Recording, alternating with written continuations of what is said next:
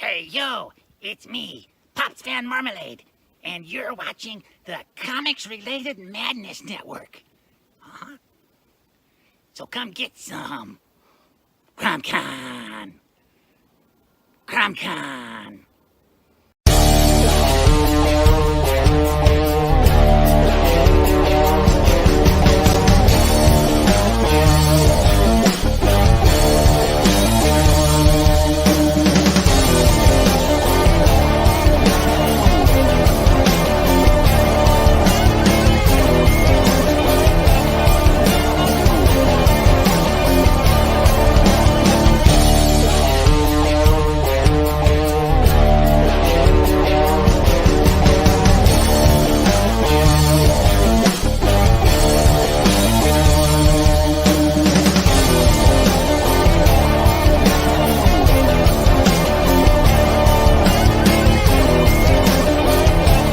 Madness Entertainment Group presents the Madness Comic Network with original programming and additional comic-related content. Hey, we want to shout out to our sponsors, Daytona Beach Comic Con. If you are a fan of comic books, if you're a fan of comic book conventions, and if you like meeting comic book creators and getting comics and comic-related stuff, then you need to make your plans to attend Daytona Beach Comic Con. This year's show is September 9th and 10th. Silverline will be there, so you should make your plans to be there too. We'll see you there. If you like comics and find yourself in the Orlando, Florida area, doesn't everyone come to Orlando at some point in time to see the House of Mouse? But when you're here, you need to make it a point to visit Coliseum of Comics, especially the one on East Colonial Drive. They carry Silverline comics, even a limited edition Coliseum of Comics version of our comics. So, when you go, be sure to ask for Silverline Comics and tell them we sent you. OCD stands for Orlando Collector Deviants. OCD, Steve and Trish, they're a family of geeks who promote geek things, particularly those around the Orlando, Florida area. They're big supporters of Silverline, and we think you should be supporters of theirs too. Go give them some love. If you are an independent comic book maker and you need to get your independent comics made, you need to look no further than Kablam Digital Printing. They print our books, and they do a bang-up job. They're not only trusted by Silverline, but many, many independent comic book makers. Head on over to kablam.com and see for yourself just how easy it is to have your comic printed by them. And tell them Silverline sent you. Hi, this is Tim TK, host of That Silverline Show on Tuesday. Join us at 11 p.m. Eastern, 8 p.m. Pacific every Tuesday night as we discuss pop culture and the joys of making comics. Hi, I'm Barb Kilber, co-host of Silverline's Wednesday Wham. Join us each Wednesday nights as we discuss comics, literature, movies, and anything else that may catch our attention. I'm Roland Mann, and I host Silverline's Silver Sunday. Join me every Sunday at 8 p.m. Eastern as we make mine Silverline.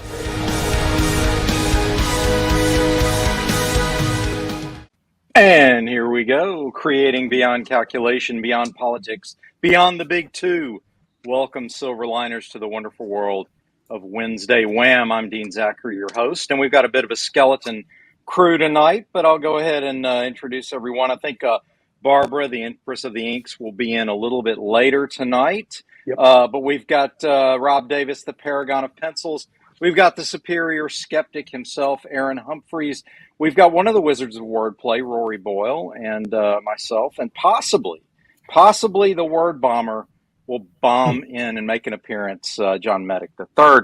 So before we get started, I want to thank our sponsor, Daytona Beach Comic Convention, as always. And without further ado, once more unto the breach, dear friends. Let's get into what we're going to talk about tonight. Creators collaborate. And before the show, we were throwing out some ideas about what we're going to discuss. In essence, we're going to break down the pros and cons of the old school approach, which was a little bit more of an assembly line. Some might call it the bullpen approach of Marvel and DC, where each person creating the comic had a specific responsibility and then passed the torch on to the next person in line.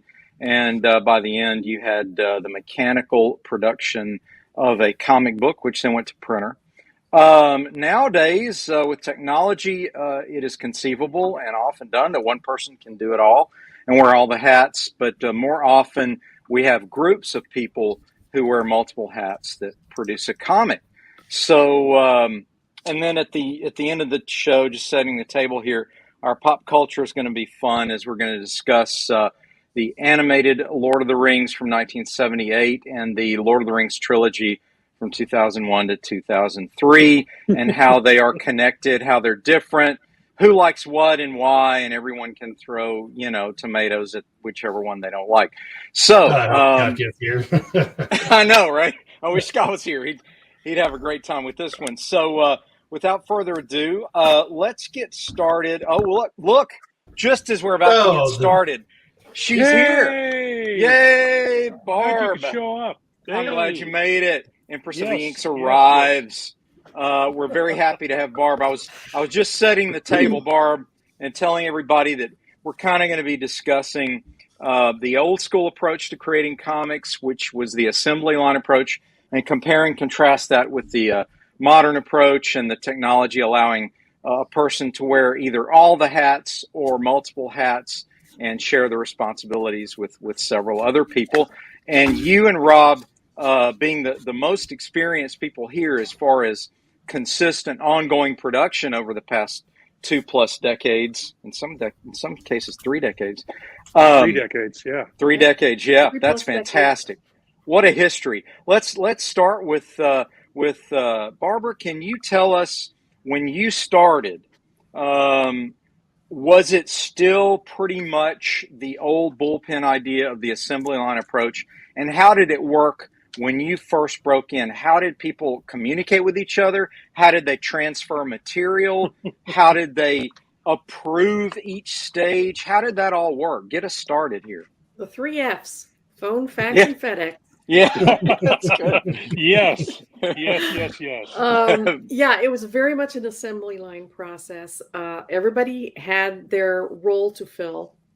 And because I was very fast and very dependable, I was usually the one that I was catching up the writer or the penciler if they were behind, so that it could go on to the letterer, the colorist, then to the editor, the publisher. It's very, and believe it or not, there's even somebody to look over for continuity and legal aspects. They have to look over the scripts before they go out. So there's more going on behind the scene than what most people would think about, especially if you are working with a licensed product. Once a script is written, it's got to go to legal. Yeah. And it's got to be fine-tuned in legal, and then go back to the writer and be tweaked, and then go to the editor. The editor goes through it, proves it, then it goes to the penciler. And from the penciler puts it in a FedEx box and ships it to the inker. And the inker inks it. It goes back into a FedEx box, goes to the editor, who then parcels it out to letterers and colorists and what have you. So yeah, I was a cog in the machine. So being that We cog, all you were. Oh yes, I remember those days. You were the inker. So in the traditional sense of the assembly line, you were third person, correct? Okay, Correct. so because you had writer, penciler, inker, colorist, and letterer, or did it go letterer and colorist in your experience? Sometimes it depended. Sometimes it arrived to me already lettered. Okay. Maybe 40% of the time it would come to me already lettered, but Okay. I don't What? actually know where it went next, whether it was parceled out to the letter. But you got to remember, all you young whippersnappers, that the lettering back then was done by hand Yes. on the page. It wasn't done in the computer like it is now. Yeah, they were very fast with chipping that stone when they were, the hammer. Yes. Yeah, hammering it, chiseling it. It's like the Ten Commandments. Yeah. There was a fantastic skill though that I always admired, Barb. I always admired the letterer, because to keep that consistency across, you had to have quite hand-eye coordination had to be there. I mean, Yeah, because one of my best friends is just the master. That's Janice Chang. She is just amazing. That's one of those. I would have done lettering. What you would have done, Rory, is be a letterer? Yeah, I probably would have gone to my uncle to teach me. He's since passed away, but after World War II, he was the lead calligrapher at American Greetings. So you've all seen his handwriting. Wow. Cool. Wow. Yeah. Fantastic. Yeah. Well, yeah, that to me, that's another one of the what I call hand-skilled lost art forms now is comic lettering, and that underappreciated. Underappreciated. Yeah. Those trying people. to find my Ames lettering guide. I don't know if you guys know. I still have one somewhere. God, I haven't used it. Yeah, in years. I've got one. I mean, bad lettering could completely screw up the flow of a page. Oh, yeah. You have to have good lettering. They are so underappreciated. You know, people think, oh, they're just slapping, word balloons down. No, it's not like that at all, because it's a real skill to know where to put those word balloons to make it the whole page flow. And if you're not given a lot to work with, you got to get real creative. For instance, if the script calls for, a whole bunch of wording or script on one page, and it's every panel is chock-a-block full of art, what are you going to cover up? Yeah. There's that. But there's also the subtle art of where to break the line in the dialogue or the narration. Where do you break that line? And, most of us now letter our material with, the computer. Even we have to now choose, okay, how are we going to shape the lettering within this box? Should it be 2 dialogue boxes? Should I break it up? If I break it up, is that going to ruin the visual? And so there's a skill set to the lettering, like you say, very, very underappreciated. But I want to explore something a little deeper here with you, Barb. What would you say was the most critical and important communication connection with the assembly line? Who did you have to talk to the most, and why? Well, unless the penciler was a good friend that I knew and they'd either brought me on board or I'd worked with them before and had their phone number, you would always have to go to the editor to be a go-between. Yeah. And, I had a few pencilers where I was such good friends with. I'd call up and go, "Where's my pages?" I'm just not feeling the art today. That's not an excuse. Nope, dude. That's not. Yeah. Just get on the ball. So it was mainly you would communicate with an editor more so, unless the penciler was a personal friend. Right. Is that fair? Okay. Yeah. And I mean, that kept things professional too, because there is always going to be egos involved in artwork. So if you have a go-between with the editor, who can smooth things over when, like, I get angry when I'm supposed to be turning this in a week from now, and I haven't even gotten page 1. Yeah, that kind of thing. Right. So deadline pressure is always on you. There's also, if you have a penciler that has unclear pencils, then you have to make a lot of decisions. I know, Barb, that I always felt like when you and I were collaborating, you could contact me anytime and go, "What did you mean here? What did you mean there?" And I have. And what other is this pencilers, little squiggly line here? What is that? What is that? And so, but we had that connection where I would imagine there were times, especially when we were all much younger, where egos got involved and you just couldn't figure out what they wanted. So you'd have to just solve it for them. And maybe they would not particularly agree with how you solved it. Did that ever happen? If it did, they never made me aware of it. Okay, good. It's very possible that, like, God, she sucks. But they were too polite to say that. So. Good. Good. I can tell you, I've worn all 3 of those hats. I've worn the hat of penciler, I've worn the hat of inker, and I've worn the hat of letterer. I started out in the industry as a letterer. And I was mediocre at it. Now that we have computer lettering, oh my gosh, I love it. Yeah, it's great, isn't it? Because by the end of a page, my hand would just be cramped up. But anyway, I actually had an artist who, through the editor, told me he hated my inks. and was specific about the things that he hated. Oh, that's ridiculous. Yeah, it was horrendous. Look, I was just trying to give you specific details about how much. Yeah, I mean, well, you know, it's not just I was good enough to trying say you suck solve in general. You got to be specific. Well, fortunately, I was lettering and inking out the book, so But yeah, so I got to choose what was being covered up. Right. And I usually try to leave figures definitely, and anything important in the background you leave that in. Yeah. If you were, so let me ask you this, Rob. Sure. Have you ever lettered your own artwork? Oh yeah, that's all. Do all of my own lettering now. Have you ever been tempted to cover up with lettering some piece of the art that you didn't like? Oh, that turned out bad, so I kind of just cover that up with the letter. Yes, I've done that too. So, like, it is. Yeah. But usually, what I'll usually do at that point is go. Oh, I can't. If I can't cover it up right away, I got to redraw it. So that turned out like an alien hand. We'll just cover it. I knew I was working with a bunch of slackers. Or like Reed Richards on the cover of Fantastic Four having two right hands. Yeah.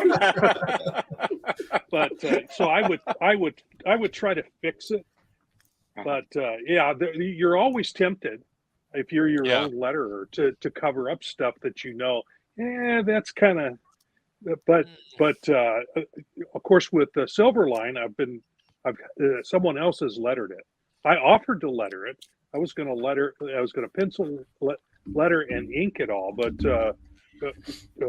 Roland wanted me to send it off after I inked it. So, but and I've seen the process go several different ways, but the one that I worked with the most was penciled, went to the letterer, and then the inker.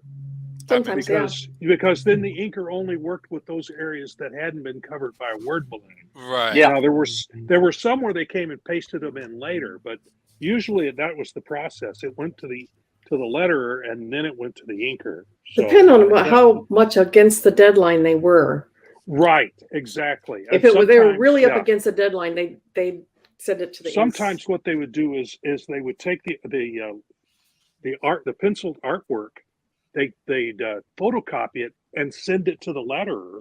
Yes. And he would do it on a sheet that would be pasted over later while the inker was inking it. Now you got to count on the inker going exactly what's on the page when you do that, because some inkers will change stuff. And and that was part of what I did when I was working on that one guy. His figures were outrageously stretched, just ridiculously, and inconsistent from panel to panel. And I tried to fix some of that, and he hated it. He wanted it exactly as he penciled it. So I eventually kind of bowed out of doing that and went off and did something else. That they eventually gave me my own book to pencil. So I did that. I penciled it. And I'm trying to remember. I don't think I lettered it, but in any case, I started penciling at that point and didn't have to worry about that anymore. So and I've inked a couple of times since then, but that initial taste in my mouth makes it very difficult to ink somebody else's work now, because I'm always tempted to change something. I inked some of Dean's stuff. It took me forever to fix this stuff. I mean, Jesus. Yeah, man. He just,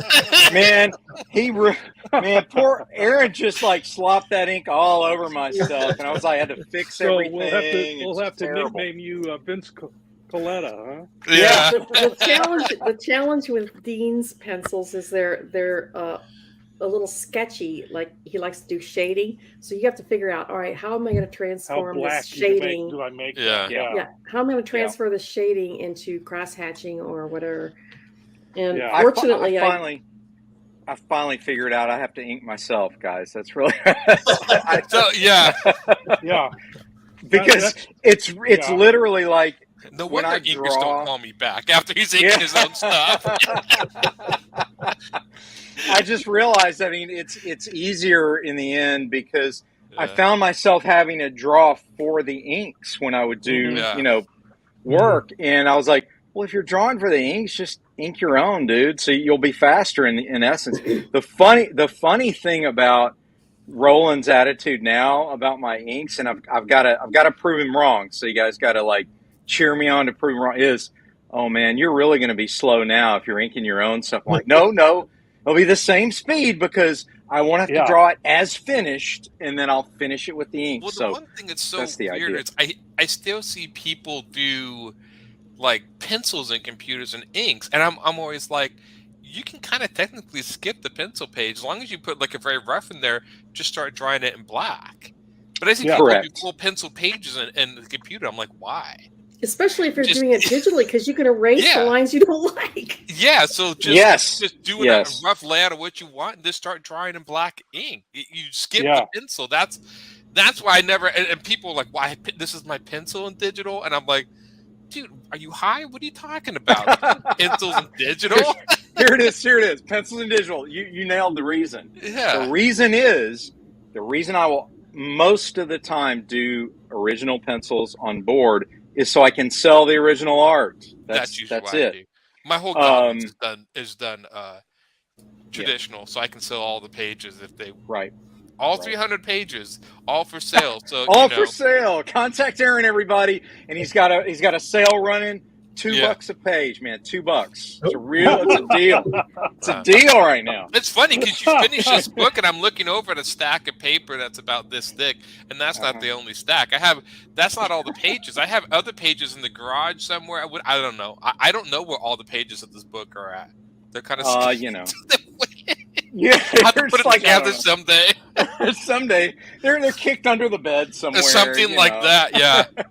I don't know. Sorry, I actually had to get a filing system. Literally, it's informal, but I have stacked portfolios of all my most recent stuff. Yeah.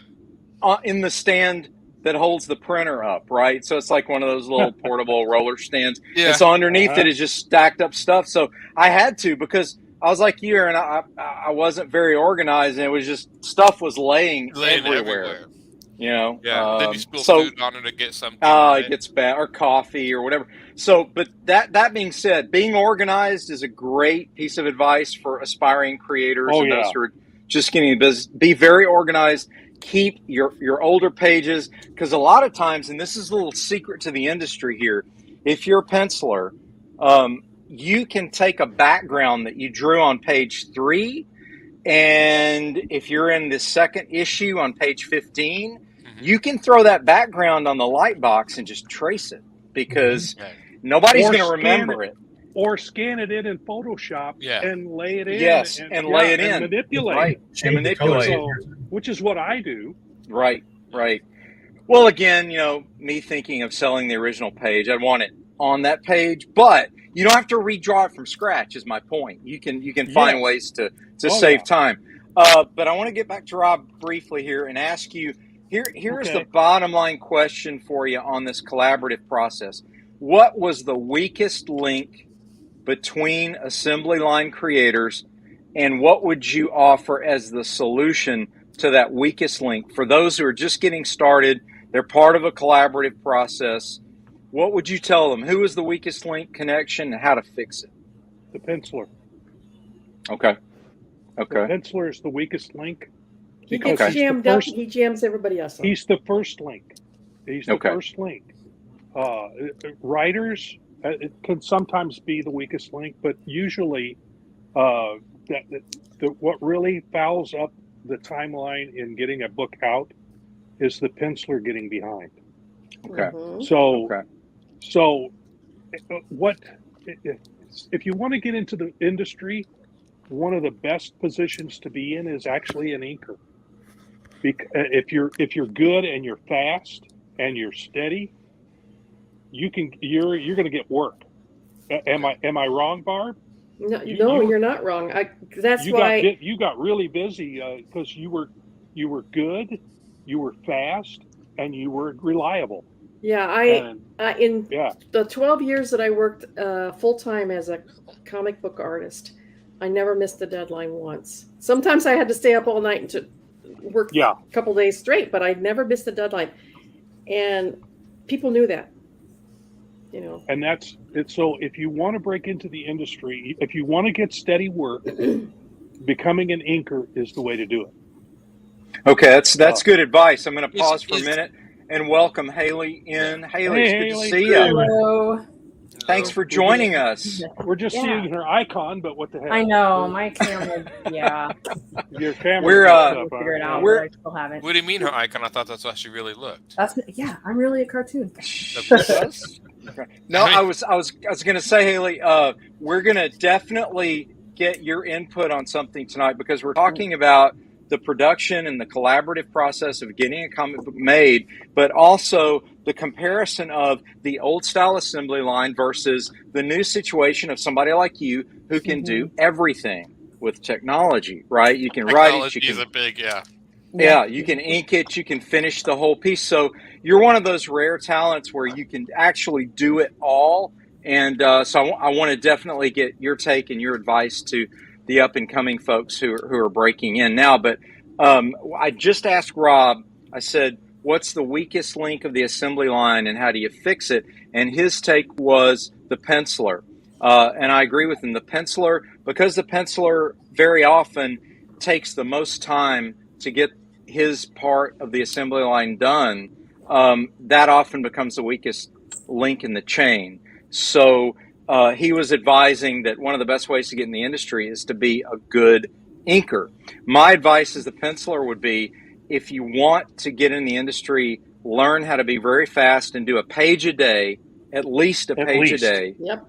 And learn how to take shortcuts. If you've drawn a background on an earlier page in the book and you're coming to a page that's written as the same exact background, just put it on a light box and draw it again from either a slightly different camera crop or something in order to save time. Don't be afraid to use silhouettes of characters, and don't feel like you have to draw a detailed background in every panel. You do an establishing background in the initial panel on the page, or the most important panel on the page, and then after that, leave it blank because it's likely there'll be either dialogue, narration, or sound effects to cover up those areas. So we'll move from there into the auteur approach, which is the wearing all the hats approach. Both Aaron and Haley have done this successfully. Haley, did you, when you first approached this, did you just step in and go, well, I want to do all of it and I know how? And was it intimidating when you first started, or were you well versed enough with the graphic technology to feel confident? And how did it come about that you wanted to wear all the hats and did so? Yeah, I kind of didn't realize that people even did it another way. Like because I didn't grow up reading mainstream comics or anything. I discovered comics through web comics on DeviantArt and stuff like that. And I always, I liked writing stories and drawing. So, but I always thought doing a comic, that's way too much work. That's way too many drawings. I would get so tired. And then I did a couple short ones, but then it wasn't until my senior year of college that I had to do a gallery show as my senior thesis, and I thought I want to do a comic for that. And so and the professors were kind of okay, you can't just make a comic book, it has to be something that can be displayed in the gallery. So what I did was little paper cutouts of all the panels, and that was all drawn traditionally with pencils and then just inked over with pens, and I didn't color any of that, and that ended up being chapter 1 of my ongoing comic that I work on and do everything for. So that's how I got into it. I just was I like drawing, I like telling stories, I like these characters that I came up with, I want to put this story out there. And I've seen other people doing that where it was them doing all the work. So I didn't really know what I was getting into, but I was hey, this is fun, I'll keep doing it. How long? No, that's an awesome origin story for how you got started. But tell us how long did it take you to fall into a production routine where you could calculate, okay, it's going to take me about this long to, finish the page visually, about this long to letter the page, about this long to get the whole issue done. Like, how many projects before you could kind of calculate how long a page would take you? Yeah, I feel like I'm not there yet. Okay. Okay, I mean, fair enough. Yeah, because I mostly like that same comic, the Heroic Shenanigans, is like I'm still working on it. And it's like my process has changed a lot. Like I do it all digitally now. And yeah, and it still is kind of, I am trying to get into more of a, okay, I'll try to set aside like 1 or 2 hours every day to work on it, because it's kind of just been like when I have time and feel like it in between day job and everything else. Right. But yeah, so I do feel like I'm getting like, it's not taking me as long to finish a page as it used to, but I still wouldn't say like, oh, okay, the penciling takes me this much time and then inking it takes this much time. Like, I don't know. Do you produce, would you say that you can get an issue done or say a page done a week? Let's say that. I can, yeah, like definitely a page done if I really focus on it, but I'm kind of on hiatus right now from posting it online, and I have been since like November or something, or maybe even before. No, I think right.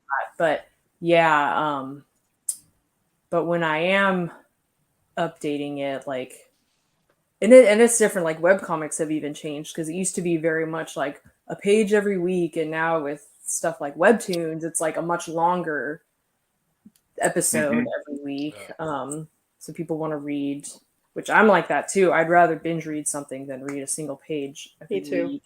Yeah. But but I definitely can get a page done in a week, but I kind of would like to have more done and then start posting it again, and not be like, okay, you have to wait a week for like a couple of panels. Yeah. Well, do you write in the traditional approach to doing a comic page is we would write it, break it down in panels and then sort of thumbnail it first small and then do, maybe a larger rough and then go to finishes. Do you still generally do that, or do you like just wing it, and as you go, you're sort of writing it in your head as you're drawing it? What's your approach? Yeah, I'll have like a general script for a chapter at a time. Like I don't have the whole story written out yet, but I like to at least have a chapter and know, okay, here's how many pages are in the chapter. So I'll write out the script, and it's not in like a official script format. It's just like, I know what's like, it's mostly just the dialogue and a few notes, because I'm like, I don't need someone else to draw it. I know what it looks like in my head. I don't have to explain like, oh, this character's doing this on this side of the page, whatever. Yeah, and then I'll do thumbnail sketches from there and like plug the dialogue in there, and then like do a like more pencil sketch based on the thumbnails. So yeah, basically. Yeah. So have you been asked, and I asked this because from our point of view that I work on a traditional board for my pencils because I want to resell the pencils a lot. Do you ever think like maybe I should do that, or is that not a thing? I mean, do you want to sell originals, or do you feel that call, or have you been asked to sell originals, or do you just feel comfortable totally going full digital with it? Yeah, like I didn't think about it in the beginning, but now I've thought about it. But the only pencil and inked pages on paper that I have are like really old. So I'm like, I don't know if I want to sell my really old right? newer stuff. I know some people the reason I ask is I know some people in the business who are like you. They're multi-talented and skilled, and they can basically do the whole comic themselves. And I asked them that question about originals, and don't you want to have some art to show and sell? What they do is they pick pages that are splash pages and or covers, and they'll do those traditionally first and scan them in, and the rest of their pages they'll do digitally. So that may be something you consider for the future is, your splashier pages or your covers to do in the traditional way. So you'll have originals and then digitally, just throwing it out there in case you want to have a show, because your art is fantastic, and it would be cool to have, an art show or gallery show or something like that with it too. So that's just a thought. That's what I do when I get pencils is I'll choose the like you said, the splashes or the really dramatic pages, and I'll ink those up by hand so I can sell them. And I'll do the rest digitally because I can digitally ink about 2 times faster than I can. Yeah. Oh, I completely understand. That's why I'm inking my own now. I would not even try to do it traditionally because it would be a mess. But that brings me to the other auteur in the group, the multiple hat wearer himself, Aaron Humphreys. Aaron, you do it all, man. You do it all. So tell us, like, somebody wants to get into making their own comics. What are the pitfalls? I think the advantages are kind of obvious, but what are the challenges and of doing it all yourself? Talk to us a little bit about it. It's time consuming, I think. It's funny. I was also going to say, I'd almost say, I think I've heard inking's going away, so I'm not sure. I mean, Rob said getting an inker, but I think nowadays most people actually break into the industry being a colorist, a digital colorist more than inking. Now, I could be wrong, but I've heard a lot of people inking's kind of being blended into the penciling. So they just kind of like the job is sort of combining, which I've heard too. So because I've met more colorists that have broken in than inkers, but it used to be inkers very much. That's why I taught myself coloring. Because it breaking into that. Does your inker and color ever get into arguments? What? Does your inker and color ever get into arguments? Oh no, about with me? Yeah. That last comic, you can figure out ways to skip steps. So my Godlings, I didn't ink it, and so it's all pencil work. I figured out a way to make my pencils dark enough.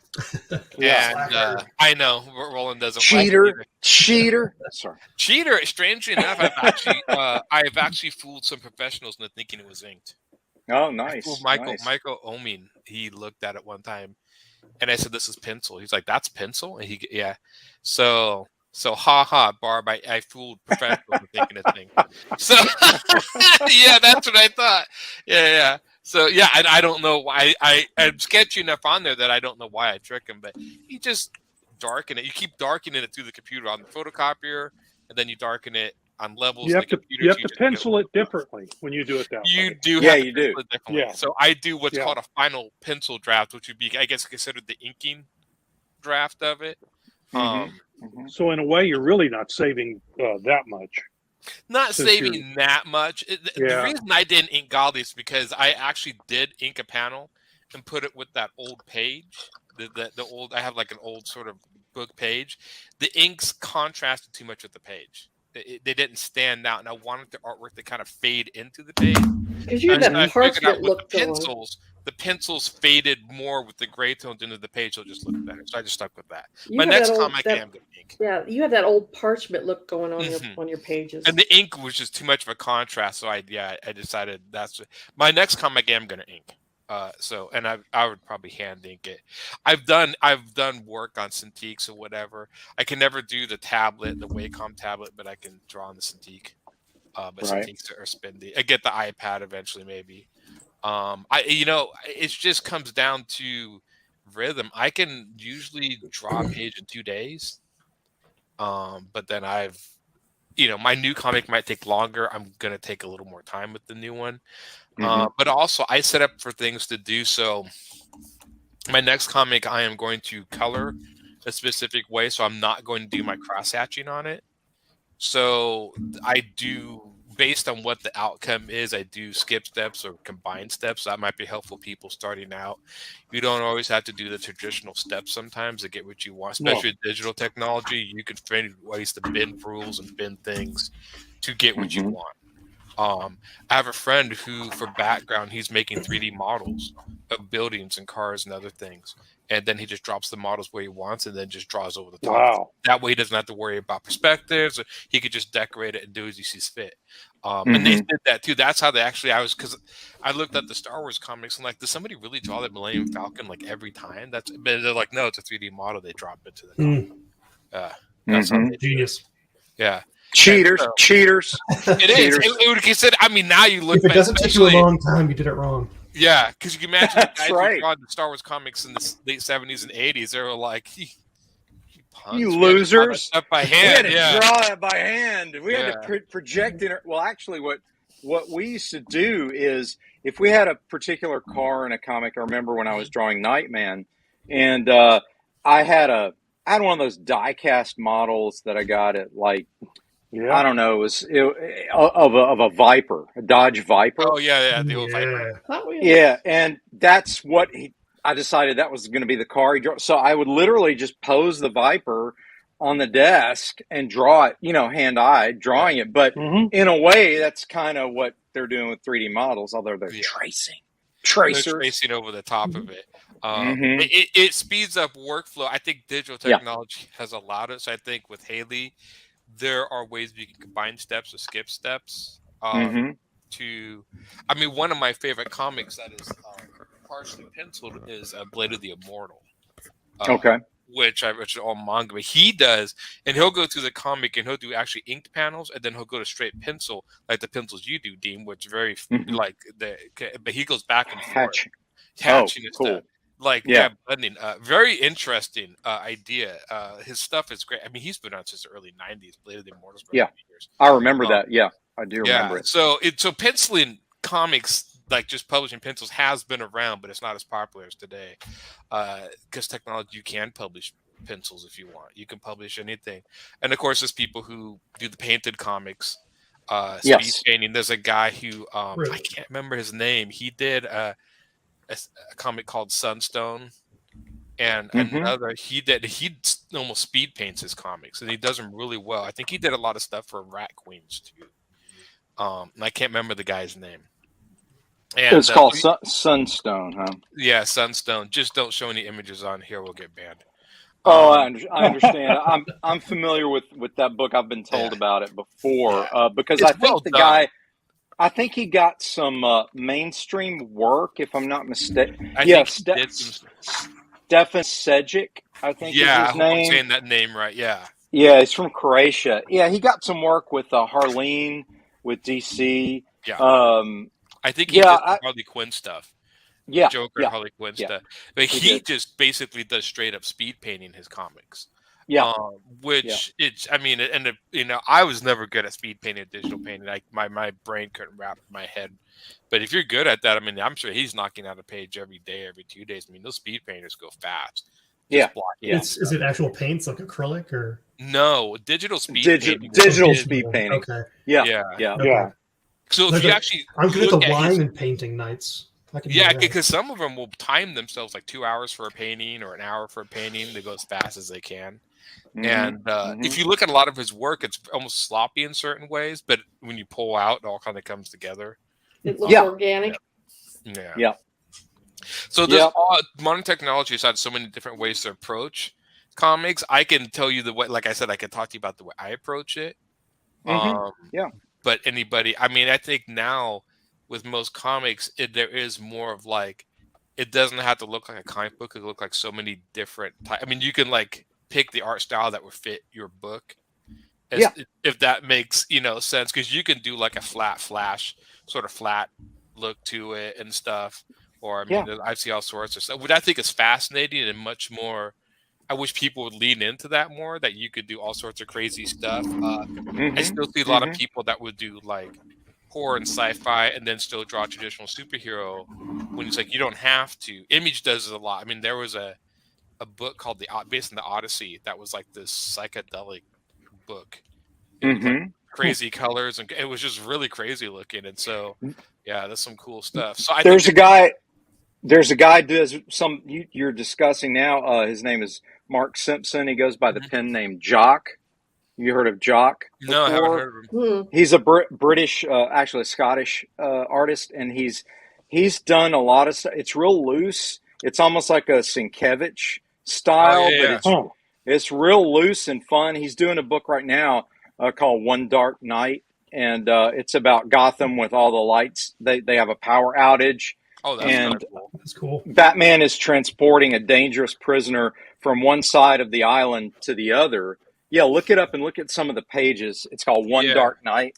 And Jock does a looser, really a cool style. I can't describe it other than to say it combines the classic comic look with a newer, fresher digital approach. Yeah. It's see what I mean? It's beautifully done. He's actually doing a lot of texture work in there, which is something that also that I think is really cool in comics. If you could figure out a way to combine it, he's almost doing a little bit borderline concept work by doing like online textures and stuff, which is something I've actually thought about doing in comics.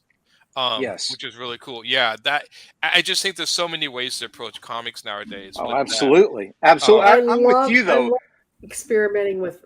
I'm new to coloring, so I love experimenting with different brushes and getting different textures and looks. Yeah, people just do amazing stuff. There's independent stuff you can find, and there's still a lot of people who draw traditionally. But I would go to the library and get tons of comics, and the library just gets lots of weird stuff that I've never seen in stores. And I got one.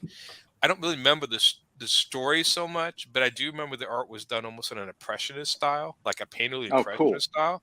Wow. Very cool. Seen that before. Yeah, so you get just really interesting ideas that people will play with or whatever that I wish I would see more of sometimes, but I know with mainstream and corporations they don't want that as much. Well, you know what though, Aaron, there is no mainstream anymore. Honestly, no, I don't think there is. There's not. It's over. It's over. No, the big two are over with. Everyone's doing what they want to do. Right. And like Barb and I admitted, a couple of shows ago, there was a day that was fairly recent where had Marvel or DC approached me or Barb and said, do you guys want to work on this title or that title? And we would have said yes. Where today I would say absolutely not. I want to do my own thing. You have actually more of a chance because if it actually takes off, you reap all the rewards. So, yes, I mean digital. Why do someone else's stuff? Why when you can do your own stuff now? I mean, why do someone else's stuff? I want to squeeze Rory in here as well. Even though Rory, you're fairly new to the biz, and being the co-writer of our Steam Patriots title, awesome. I'd love to hear your take on the collaborative process from a so-called beginner's point of view. We'll use that for discussion at this point. What did you learn from the collaborative process, and what would you like to see in future as far as the collaborative process of making a comic book? I learned that Scott's always right, and I must acquiesce to all of his requests. There you go. Yeah, partnerships are like a marriage. Yeah, no, it was definitely interesting because we were both organized fellows, especially when we were still wearing a uniform. Right. Kind of drilled into you more when we were good about setting time aside. Time management is huge. Yeah. Number one. Yeah. And then putting all our ideas out on paper and then sifting through. It was amazing how much you had to cut away because we always had too much. We wanted to cram more in, but you had to keep it simple. So reining ourselves in was a big thing. Well, I know Scott has admitted several times on the show that he writes longhand. Is that correct? Yeah. He still writes the material longhand. Stephen King still does that, by the way, too, at least as far as I can tell. So what do you work in Word, or what app do you like to work? What software you like to use? And also, how detailed do you like to be? Do you guys like to go to the full script, or do you guys get to a rough enough stage where you go, this is close enough, they'll know what we mean by this? I work in, I don't know, I like doing it by hand. Sometimes I just get more out of it. I feel like you get more creative juices out when you do it by hand, because I like if I could scratch something out or highlight something and draw my eye to it. I feel like when you're typing it out in Word, it just takes too long. Right. Okay. To edit it. I mean, when you're typing it out in Word, it's great because I really have a hard time. Like I'll just word vomit everything out that I have to go back and correct it. Right. So, I don't know, it's faster. I don't know. But there's an app called Bear that I've been using for years. Okay. And it's just a means of organizing stories, and it just makes it real easy to make the fonts bigger and change things around. Is it B-A-R like a bear, or B-A-R-E like bear? Bear like the animal, B-E-A-R, and it's a red icon with a white bear on it. Okay. But it's so visually smooth to me that it doesn't take away from it. It's just no distraction. I can just put myself into it. I like being specific. with writing out scenes and dialogue and blocking. I know it's not always possible just for the sake of time or the scene to move things along, because you could have, if it looked to me, if there's dialogue going on, I would do the camera 1, camera 2 thing, either just switch, like the back of somebody's head looking at somebody else and then switching. But I'm not sure visually if that would work as well. It wouldn't be expedient in the scene, that's for sure. Right. So. Well, I know you and I are even in the early stages of concepting the sequel to Silverblade, and it's been fun just sending a document back and forth where what we do, and this is for people who are maybe live in different places and they want to work on something together, what we'll do is we'll start a Word document and I'll put a bunch of bullet points down and I'll email it to Rory. He'll put a bunch of points down and then email it back. And then what we'll do is date each updated version so that we're constantly, we still have all the old material in the document, but then we have all the current material dated. So we see how it evolved, because in some cases we may want to go back to an earlier draft and pull something in. The importance of old material. That's very much the way that RA and I do it too. Oh, good. I don't. I think like Dean used to send me stuff, but I always respond back with just burn it, and I guess he got tired of hearing Yes, that was just not very helpful, is it? Not really helpful. I was like, this doesn't work. But what's cool about this is, though, any way that works for you if you're collaborating with someone, but that seems to work very well if it's just one document, and then eventually we're going to get to the point where we're doing, I guess, a final script, and we'll break it down from there. Like when you guys work, Barb, with you and R.A. Jones, I guess you get to the point where the plot is finalized to a degree where he can then funnel it into a final script. Is that how you guys? Correct. What happens is I'll come up with the idea and I will just do a very loose outline. And if I have very specific scenes that I really want, I will write it out in detail. But otherwise, I'll say, I'll just give him a general overview of what it's going to be about. And then he'll take it, and like you said, he'll insert his own notes, send it back to me, and I will either veto or, yes, that's great, and I'll add some more stuff. And we go back and forth about 2 or 3 times and flesh out exactly what's happening. But the wording is not there. And unless I have a specific scene in my head, I don't put the dialogue in. I tell him what's going to happen. It's kind of like the Marvel way, Now we have 3 pages of fight scene. And then once this is all plotted out and outlined out, and he'll take it and he'll script it, and he'll give me the camera views, because he's got a pretty good idea of what I'm going for in certain scenes. He'll do the camera views and the dialogue. So mostly it's my story. See, yeah. So do you ever? So when I do it myself, I never do full scripts. I just go straight to thumbnails, and then I write. But I actually would just thumbnail my stuff on the back of, because I photocopy my pages, shrink them down for my scanner, and so I just thumbnail the next pages on the back of the photocopy piece of the paper. So I try to use everything I can. It's recycle, weird, reuse. Yeah, recycle, and there's just, in fact, that's what I'm doing. I printed out the script for the obsoletes, and I'm actually thumbnailing the pages in the back pieces of paper, so it's all together. Cool.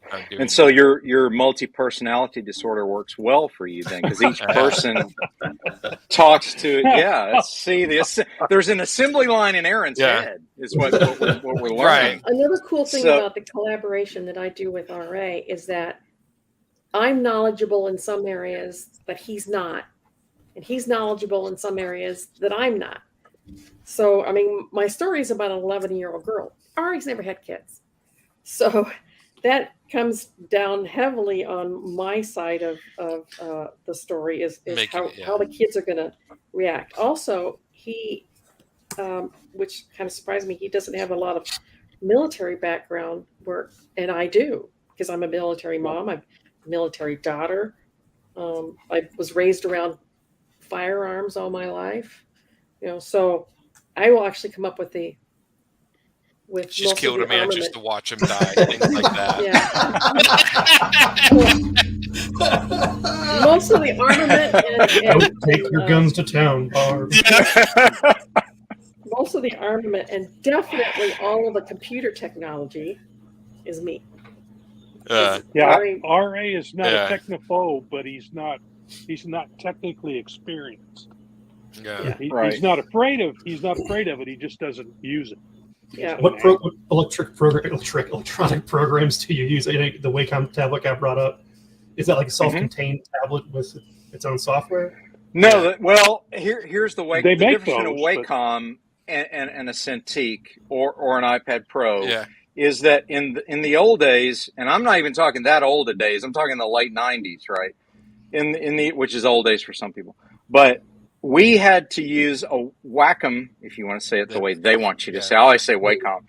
And what you would do is literally you had to look away from the tablet and watch the cursor point of your stylus on a screen. So That's you how had I still almost work. this blind man's approach where you're doing this, right? This idea that you could touch the tablet directly is a relatively new idea. It's only in the past few years that it's become affordable for the average creator to be able to afford a tablet that actually directly takes a touch-sensitive approach. A So Cintiq, yeah. a Cintiq or an iPad Pro if you're an Apple person, that thing works great.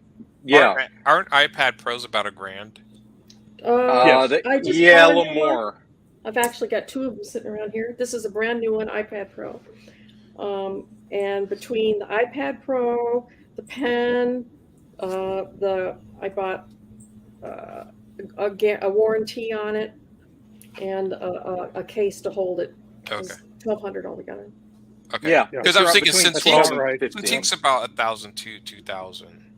Yes. And the funny thing is, the only reason I'd probably go for Cintiq is just because I've used them, and the fact that there is a bigger screen, real total space. I don't know. My friend has an old iPad. He thought he'd throw it my way. Let me try it out. So I might take him up on it. Try it out. I don't mind. You should try it out, Aaron. I think you'd like it. Make sure it's the larger iPad. They used to make smaller ones. Make sure it's inch, the 12. The 12 is better. Yeah, the 12.9 I think it is. Yeah, 12.9 is the one I've got. Yeah. Yeah, I had one of those and I didn't use it enough, so I traded it in for a smaller one. But I don't use it much for my art. So the reason I'm not holding mine up and showing it to you is because I'm using it to interface with you guys right now. Well, so it's a wonderful 10.2 one that way. Yeah, it's a wonderful tool. It's one of those devices. Everybody has their device that they bought that they're just so glad they bought, and I'm telling you, it's the best digital device I've ever bought. I love it. This iPad Pro is fantastic. And Procreate for me, because I am an old dog, and trying to learn Photoshop was just a no-go. I looked at it and I tried to figure it out, and it's like, well, it doesn't work the same on an iPad anyway. I tried using, because I know Photoshop inside and out. Yeah. And it does not work the same way on an iPad. It's not built at least so far. Well, it does not work as well. When I made the decision that I wanted to color, I had to make the decision on if I was going to go with Photoshop on a regular, computer, or go buy an iPad and go with Procreate. Yeah. And Procreate is like Photoshop for Dummies, which is right up my alley because that's great. Specifically for a touchscreen tablet, it's built. Yes. It's easy to understand. I couldn't understand Metabang or Clip Studio which was Manga Studio. Which was Manga Studio, right? A lot of people started out with that. And that's I could understand Procreate. I'd never done digital art in my life, but I picked up Procreate like that. Mm-hmm. It's the previous segment brought to you by Procreate. I know. We just did an advertisement, which is cool. Maybe they'll sponsor us in the future. I can see they're using Barb. She's like, I learned it, and I have trouble with doorknobs. And she's like, there you go. And there you go. Hey, like an infomercial where it's all extraordinarily difficult. That's exactly right. So, all right. To sum up the show, and as far as collaborative, If you're doing it all yourself, time management is key. And also, if you want to sell some original art, pick and choose the specific pages, whether it's a cover or a splash page, something that you think would be attractive to collectors and fans, and do that the traditional way to have an original. For those who want to collaborate with a half a dozen people, good luck, because you might get somebody like Aaron. So then it's all going to just off the rails. The reason I never collaborated with people was they were too slow for me. See, honestly, he's just too superior. I got excited and wanted to do it, and they would go off and watch TV or something. I'm like, well, then I'm just going to go ahead of you. Yeah, just going to do it myself. So this brings us to the wonderful segment that I like to call the pop culture segment of the show. And the subject tonight is we're discussing the animated Lord of the Rings, which came out in the ancient days of 1978, and the Lord of the Rings trilogy, which came out in the near ancient days of 2001 to 2003. A lot has been written about both of those approaches to the classic Lord of the Rings story. For many years, people said it was unfilmable. Ralph Bakshi, who was famous at the time in the 70s for being this maverick animator who made an X-rated movie called Fritz the Cat animated. He also made not X-rated. It's so damn right compared to stuff today, right? But he also made it was hard R, if anything.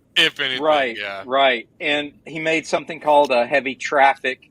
He made slice of life, sort of urban stories up until then, but his maverick status earned him some notice to the producer Saul Zaentz at the time, who had the rights, and he really wanted to make Lord of the Rings. And this was right after Star Wars came out and right after Battlestar Galactica, and people were thinking, hey, Lord of the Rings has got a classic fantasy base to it. It's got a huge fan base internationally. Let's do a movie version. Well, as many of the producers do, they limited him on budget. He wanted to do 3 separate animated movies like Peter Jackson did, but they said, no, you've got to make it one. Well, he was like, I can't do service to it. So the compromise for poor Ralph Bakshi was he had to do 1.5 books in one movie and then wrap it up in the sequel. Well, what happened to him, and you notice this when you watch the film, and I recommend everyone watch it if you're a fan of Tolkien or you're a fan of the adaptation process, especially of something literary like Lord of the Rings.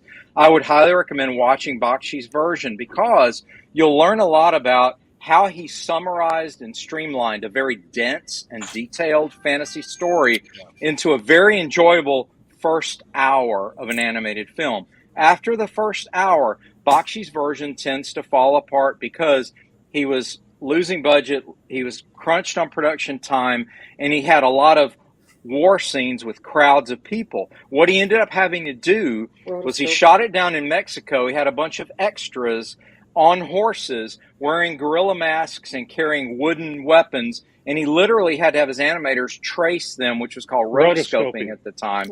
Right. They shoot everything live action, trace it, and the translation of that into film was not great, mostly because Ralph just didn't have the time to get it done and get it done well. So for the time, it's ugly. It's hard to watch. So really, everything from Fellowship of the Ring that Bakshi was able to accomplish is actually a beautiful narrated and acted animated film. When it gets to Gollum and the Two Towers, it really starts to fall apart. Again, that is no knock on Ralph, because he did, to me, a tremendous job, which brings me to, and I'm just setting the table here, guys. I'll let you guys chime in. The Lord of the Rings trilogy, if you watch Fellowship right after you watch Bakshi's version, Peter Jackson and his screenwriters borrowed a lot of staging from the original animated movie. The front of Frodo's Hobbit house. Yes. The way it's set up and the hill and the thing was very much ripped straight from Ralph Bakshi's intro scene. Oh, gosh. Not just that. the hobbits hiding from the Black Riders under Yes. the tree root, Yes. and the riders hovering above them. That is lifted. Bilbo's birthday party, where he's given his speech and he disappears when he puts on the ring, lifted. Gandalf trying to get into the mines of Moria and solve the riddle of the door as it glows and opens up. All this stuff is just about lifted frame for frame. And honestly, I've seen some interviews with Ralph, and he's understandably annoyed that Peter didn't even, to my knowledge, has not even publicly mentioned how much he got from Ralph's original staging and animation. And who knows whether that was just an innocent oversight or whether he intentionally did it. Who knows? I'm not pointing any fingers at anyone. I'm just saying Bakshi's ability to summarize and streamline such a dense book in the Fellowship of the Ring is to be applauded. And I just wondered if you guys noticed any of that. Aaron, I'm going to start with you because you're an anime fan, you're an animated movie fan, especially Maverick attempts to do something different, which at the time, Bakshi's movie was this out of this world attempt to do something that was, quote, unfilmable. Yeah, I miss those old animators. Ralph Bakshi, the guy who did Secret of Nim. Why am I thinking blanking his name? That was good too. That was really good. That was a very good. I have the DVD right here. Yeah, Don Bluth. Is that what you're thinking of? Don Bluth. Don Bluth. Yes. There was a lot of independent Former animators. Walt Disney animator. He was a former who went rogue, and his stuff. I grew up more on his stuff than Disney. Yeah. I preferred his stuff more because of the darker tones and stuff. Sure. More But adult, I miss a lot more of those. adult, You would get the movie Rock and Rule was just done by this random Canadian studio, and they actually, I think David Bowie was in it. Like all these crazy independent 80 movies that you just don't see anymore. But Ralph Bakshi was one of the classic. My favorite movie his is Fire and Ice, and I actually still have that one. Yeah, I have that one too. Yeah. He tried with Cool World. I think that was kind of his last sort of outing. It was Cool World. I saw that, yeah. And but his Lord of the Rings, I would love for somebody like him to take another crack at it with the budget. I think an actual animated Lord of the Rings, personally, I think with his art style and the way he did it, I think I would prefer to see that with the budget than the live action. Yes, I would too. Just because there is so much art of Lord of the Rings and artistic styles that I think you could really do some amazing stuff with art, hand animated stuff like that. The live action stuff is great. But there was just something. His art style stuff. Just give it. Frazetta's Fire and Ice. Yeah. Wubba Fett says his best work was Frazetta's Fire and Ice. I love that. And Tommy's shouted out to us a while back. Yeah. What a good looking bunch of misfits. How's everyone going? We're going great, Tommy. You should have jumped in and given us your 2 cents worth. Tommy's my favorite person today, so just let you know that. Tommy, you get the favorite person award today. That's awesome. Okay. Keep going, Aaron. Sorry, I didn't mean to interrupt you, man. Go. He did an amazing job. I love Peter Jackson's Lord of the Rings. Yes. It's great. But there's just something. This is some with the art style. This is sometimes where they kind of do the same thing where they've been talking for years to make a live action Akira movie. And I'm like, no, stop. There's certain things you take out of animation. You don't need to remake that. They need to learn from Airbender. Just make it animated or don't. Yeah. They tried the Dragon Ball Z. Dragon Ball Z they tried. It was terrible. You can't. There's certain things you can't do. That remotely worked, and I actually didn't mind it as much, was the Ghost in the Shell movie. I thought they did a lot of stuff decently well with that. But again, they had to dumb it down a little bit for American audiences. The original one is much superior, but they tried, and they got the visual look at a lot of stuff, and I think they did better than most. Of course, Battle Angel Alita was probably the most direct comparison of it, but there still is something lost in there, and I think there's something lost in Lord of the Rings. I think Lord of the Rings does better with that old classic art style. If you could find a way to take old, like almost medieval Dark Ages type of art style and make a Lord of the Rings movie, that would just be amazing. That would be. Hey, let's really do it, Aaron. Let's buy the rights, man. We're doing it. I got some We're gonna change buy the around rights, here. man. I got Yeah. some change. Where's my check? I have Here we go. I have what I hope is a winning lottery ticket downstairs. I know, there we go. There we go. So, I was going to say there's one more movie. There's a movie called The Secret of Kells. Has anyone ever seen Oh, this? I love that. That is great. That there's style. 3 movies now. Yeah, if you ever see The Secret of Kells, it's about the Book of Kells, which is ancient, and they animated the movie in like the ancient manuscript of like the old classic manuscripts of like the. Oh, beautiful! Yeah, I've seen bits of that. Yeah. I haven't seen the movie, but I've seen that. Bits of Almost it. that kind of style maybe might even work, but a little more detailed for Lord of the Rings. Something like that's from the era that J.R.R. Tolkien was getting his inspiration. Yeah, was from he was trying to create a mythology for something that didn't for druids didn't write anything down. They didn't write anything down. So he was trying to kind of recreate that whole milieu, and it's brilliant stuff and beautiful stuff. But what do you think, Rob? Books are hard to read. They are hard to read. What version? Just for the sake of our discussion tonight, which one do you think captures the spirit of what Tolkien was trying to capture, which is a mythology for Western Europe that's equivalent or similar to the Greco-Roman mythology of Eastern Europe? Right. Which version do you like personally, and why? Well, to be honest, I haven't seen all of Bakshi's Lord of the Rings. I've only seen that really murky rotoscoped stuff near the end, because I don't remember where I saw it, but it was essentially they were crabbing on it and saying how bad it was, and so that's the taste I have in my mouth from that. But what little I've seen of still images from that first part, I think visually you're absolutely right. I think he captures that artwork captures that feel that he was going for. Right. When you put real human beings in costumes and try and recreate that, I don't think it's as effective as the drawn stuff would be. So I think a hand-drawn animation of Lord of the Rings done similar to Bakshi would be killer. Now I really enjoyed the Lord of the Rings by the movies, and I think he wisely got to split it up into 3 big movies, but he still had to cut stuff. Like where's Tom Bombadil? Yeah. Well, yeah. Even in the director's cuts, when they added all the stuff back, they still didn't add that one scene in. They didn't add Bombadil. But the thing is, if you read that whole sequence in the book, it's throwaway. It matters not one bit to the storytelling, the overall story of the books. It's a side note. It's not.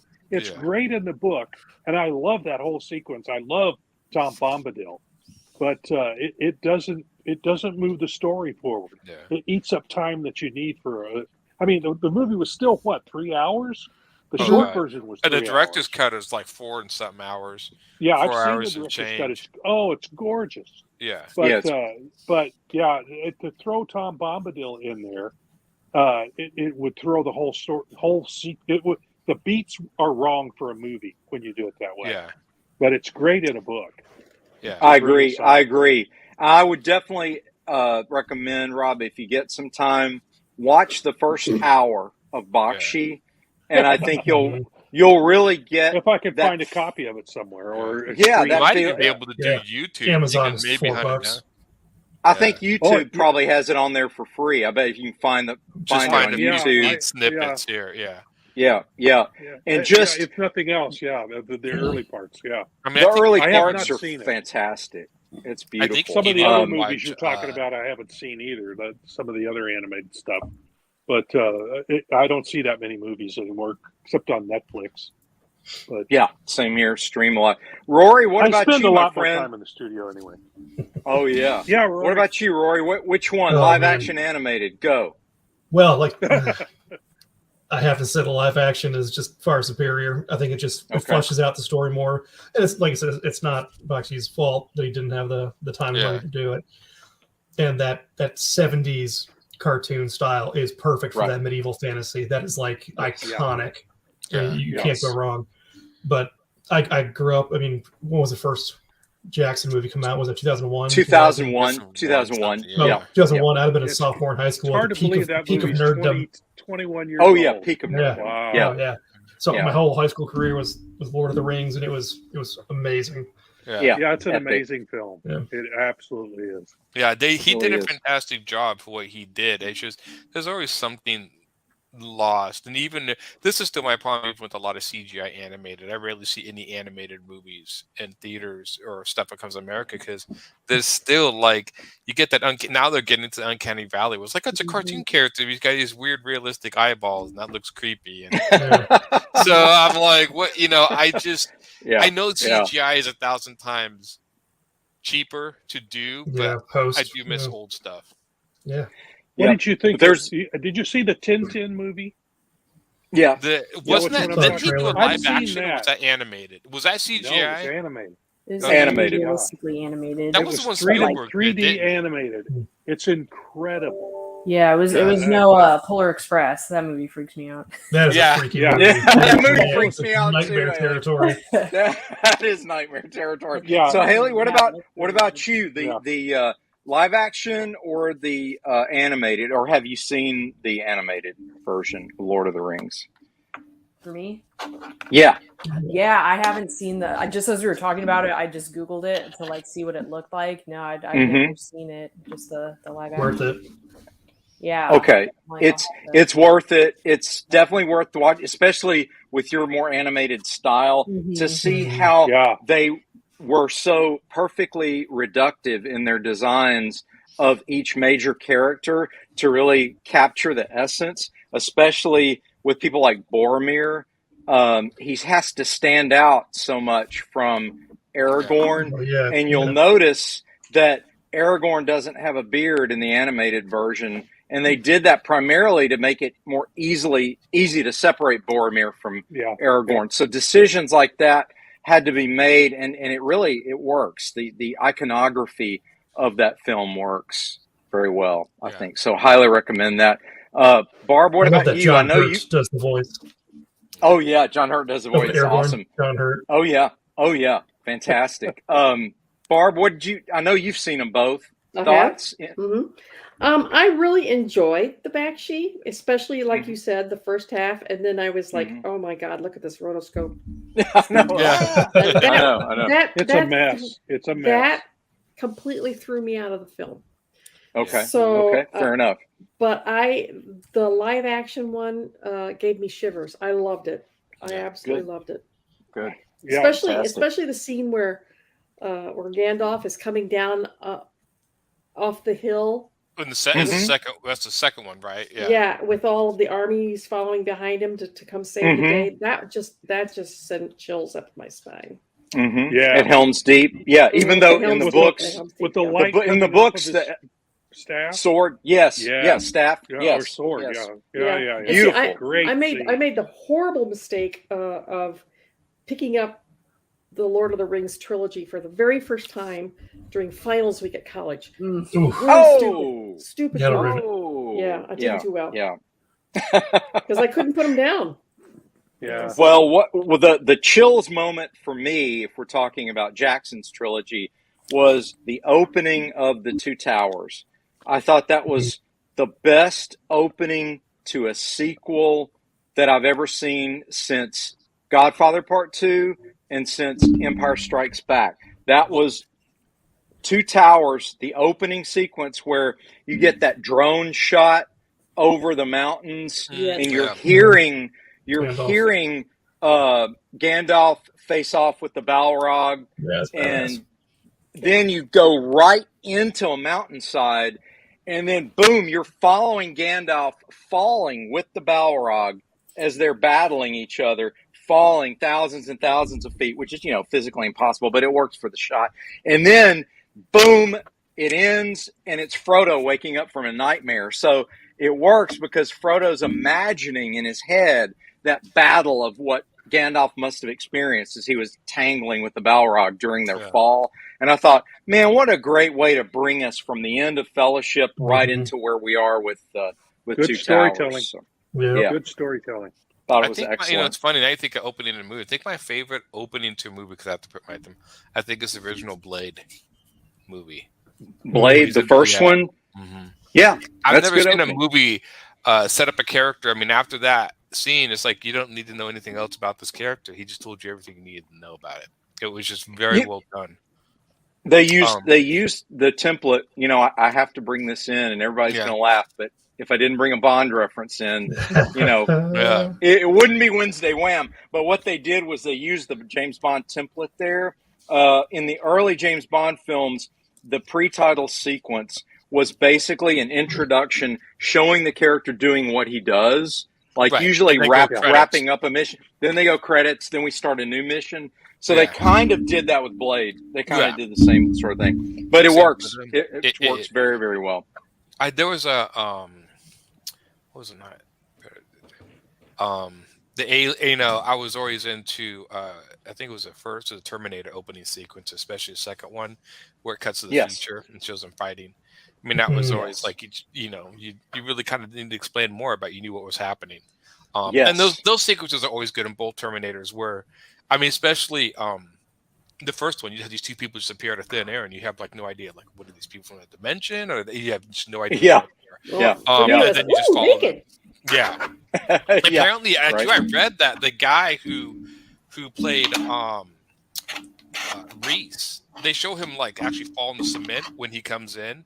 The guy actually did that. He actually got naked and went on a stand and literally fell on the cement. Jeez. Even Cameron, when he did that, was like, "Ooh, man, that's gotta hurt." But he did that. Wow. Yeah, I don't know how high he was. Probably maybe a foot or so, but still. Yeah, so when he impacts, you can kind of see him do so. Yeah, because it was a behind shot, but it was a stuntman who did that. Little road rash there. I'm hurting just thinking of that. Just thinking about that. Well, you know, Michael Bain reference there. Excellent job he did in Aliens, which I like the opening to that movie too, and the fact that we meet Ridley later, and the corporation is accusing her of destroying their property and making up this story about a monster, and it's just it got so like heavily realistic in that beginning that you're like, oh man, and then it turns into just basically a bug hunt, which is a throwback to Heinlein's movie Starship Troopers. They were basically doing Starship Troopers after that. And the thing is he did such a good job of setting up the Marines as these cocky. And they just get the ass. I mean, nobody does cocky better. That's true to life. And they get their butts handed to them. I mean, Hudson, they do, don't they? Game over, man. Game over. Game over, man. Game over. They just get And there's something. James Cameron is the one director that I think nailed that military bravado better than the jargon. The jargon. He nailed the jargon. Just really nails it. Mm-hmm. He did. I'm sure he got a lot of that from the technical advisors. And, Kubrick, I think, did the ultimate version of the military. He did the ultimate version of the experience of that basic. I think Rory could probably tell us if he was right on or not. But, man, that drill instructor, it's not. Yeah, I watched an interview with that guy, because that guy was an actual real drill instructor at Vietnam. And he was talking that they were really trying to he said, are they that harsh? He's like, well, during the time of Vietnam, we were trying to get these guys through as fast as possible. So we had to be almost extra harsh and extra on tap. But I remember watching that movie, and after that, I'm like, I never wanted to join the military. You think most guys would want me? I'm watching the training scene. I'm like, I ain't joining the military. Forget that. That's so funny. It was such a well done film. So quotable. In contrast, yes, quotable. In contrast, though, and just to springboard off of that, the more esoteric version of the combat military experience is Apocalypse Now, where it's really it's bizarre because it's so esoteric and strange and impressionistic. and then you get, so you get the Full Metal Jacket, like harsh realism, and then you get this bizarre, almost Apocalypse nightmare. Now is Vietnam on acid. Yes. Yeah. It's Vietnam on acid. And it's brilliantly done because he's doing a piece of literature. He's doing the journey of Joseph Campbell's story, right? Going down the river. What's it called? The Eternal Hero or whatever it's called. No. It's I read Martin Sheen's biography, and he talks about making that film. It was like, wow, dude. He had a heart attack. He looks so much like in the Philippines. Son. Well, in the film, the scene where he's drunk and he cuts himself, in that. He actually was drunk, and he actually really did cut himself. They just left it in. Just left it in. They did that. That scene in Lord of the Rings, coming back to that, when Aragorn kicks the helmet in the set. Oh yeah, he actually broke his nose. That was a real scream. Yeah, the way to take one for the team, man. Yeah, the book I'm referring to, Joseph Campbell's Heart of Darkness. Heart of Darkness. Okay. Heart of Darkness. That's what it's the same story. He's stuck in Vietnam. Yeah, right. Stuck in Vietnam. So the idea was that this high official had gone native and literally gone into the woods and just completely made himself into a warlord and a godlike being and lost his mind, which is, it's kind of interesting. It's very analogous to Mutiny on the Bounty. If you guys have never seen Mutiny on the Bounty, that's a really cool movie, and it's very similar to what Avatar is. If you think about Avatar, it's really just Mutiny on the Bounty. Yeah, you think about it. It is. Again, that's another. The bad guy in the Avatar movie was my favorite. The military guy. Oh yeah, he was just like that. I mean, like, when they're escaping in the plane, and he just kicks the door open, and he's coming out there holding his breath, like discharging his sidearm. And like you see, like one of his soldiers come up and give him a mask. He's like, "Thanks." It's just like when he's jumping out of the plane, he's on fire, and he's just casually putting the fire out. I mean, he was just that guy nailed that military attitude in that show. Yeah, Sam very Elliott much so. We Were Soldiers is. He's like drinking coffee in the plane as they're destroying the tree. He's having a cup of Joe. I mean, that to me is like, that's total military attitude. Yeah. Robert Duvall. In Apocalypse Now on the beach where he wants to surf, and they're saying, "Man, we got Charlie. What's Charlie going to do?" Talking about the Vietnamese shooting at them, and they're, "Charlie, don't surf." Right? So, and the funny thing is, smell of napalm in the morning. Napalm in the morning, right? Did Apocalypse Now? Because Kubrick did Full Metal Jacket. Who did Apocalypse Now? Who was the director for that? I know he's relatively famous. Yes, he is. Was it that would be it would be the same director as Bram Stoker's Dracula. Francis Ford it Coppola? would have been Francis Ford Coppola. Yes. Okay. Mm-hmm. Okay. Yeah. He did a tremendous bit there, but that's old-fashioned movie making, and when I mean that means go to the set, start shooting. We'll fix it in editing. Have another drink. We'll fix it in editing. And they shot. I mean, if you watch Apocalypse Now, I would encourage you to watch the making of it too, like Barbara was referencing it's got a crazy earlier. Making.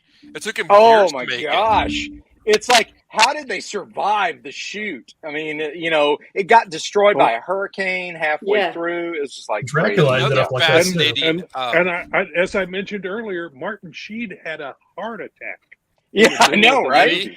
Had a freaking heart attack. Had a heart attack. I know. If you want to watch if you ever watch the making of Blade Runner, that is fascinating. There was literally almost mutiny on the set with because every time you watch a making of, it's usually celebrity people kissing each other's butts. He's great, they're great, they're great. But that one I watched, it's like, no, everyone was just like ready to quit. They hated him. It was just like, it's like, how did this ever get made? What was the movie with Val Kilmer, The Island of Dr. Moreau? Same thing. Island of Dr. Moreau. Yes. I think in Val Kilmer's documentary, I think he talked a little bit about that. He talks about how crazy that was to me. Weird. Oh, gosh. Yeah. It was very odd. But speaking of that brings us to the end of the show, folks. That's a great way to wrap up our collaborative discussion, though. Collaborative clashes on movies like Blade Runner. Yeah. Watch the making of Apocalypse Now. Those are great making ofs, really good ways to learn about the collaborative process. And as we like to often wrap up our shows, we like to close with saying our motto, make mine Silverline. And hey, I'm Alex Saviuk, and I just want to let you know, make mine Silverline.